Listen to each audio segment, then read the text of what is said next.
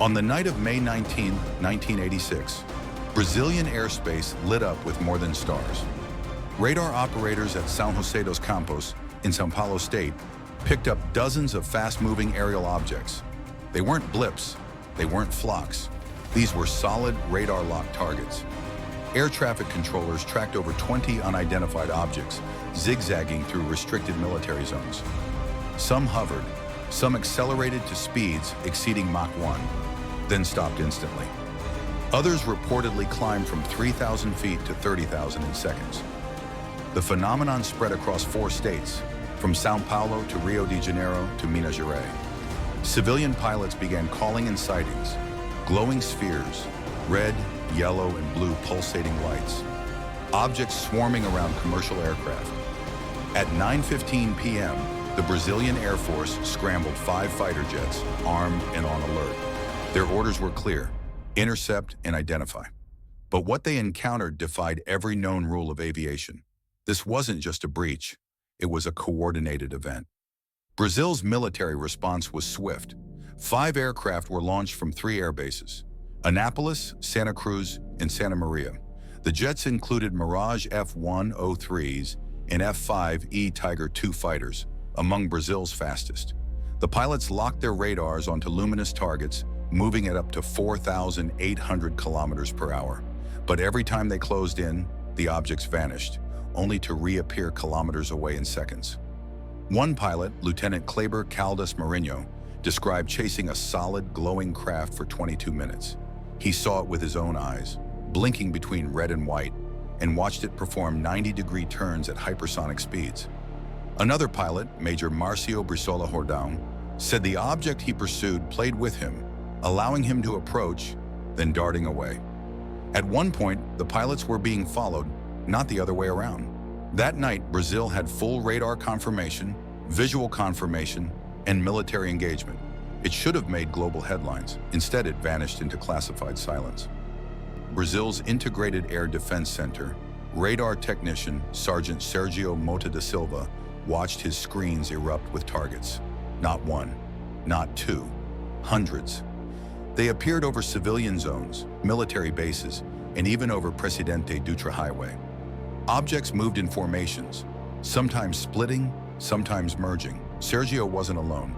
His account was echoed by operators in Brasilia, Anápolis, and São José dos Campos. He later told press, "They seem to be intelligently controlled, not natural phenomena."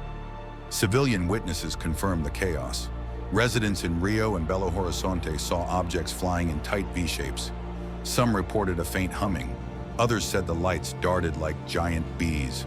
Controllers tried to guide military jets toward targets, but the UFOs evaded every intercept. By midnight, they weren't just tracking aircraft anymore.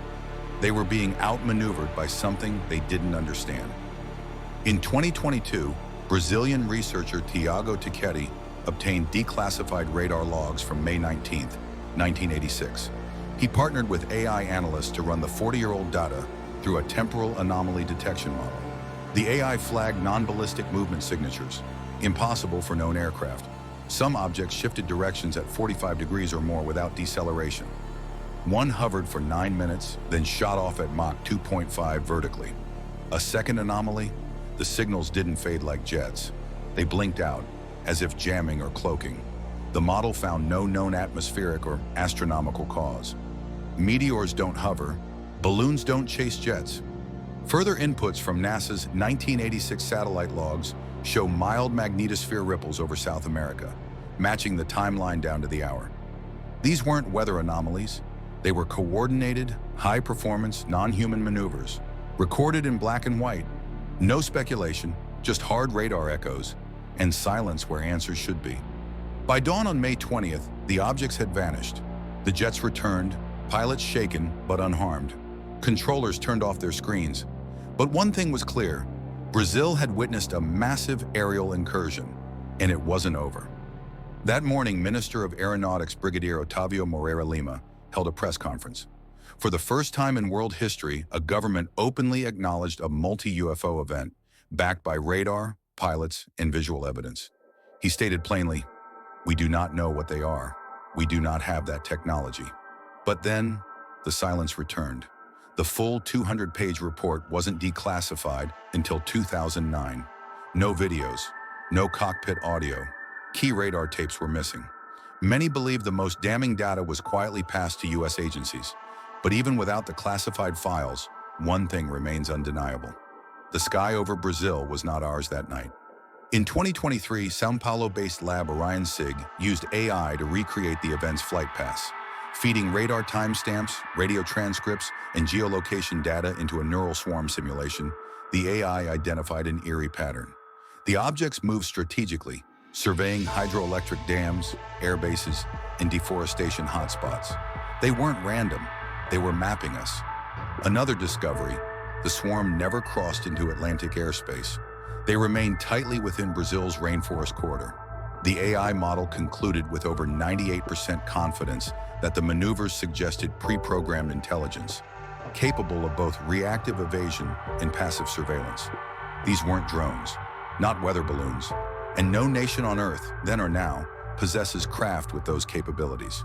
Even now, the Brazilian Air Force has issued no new statement. But deep in public data, the fingerprints remain, left by something that didn't want to hurt us. Only to see.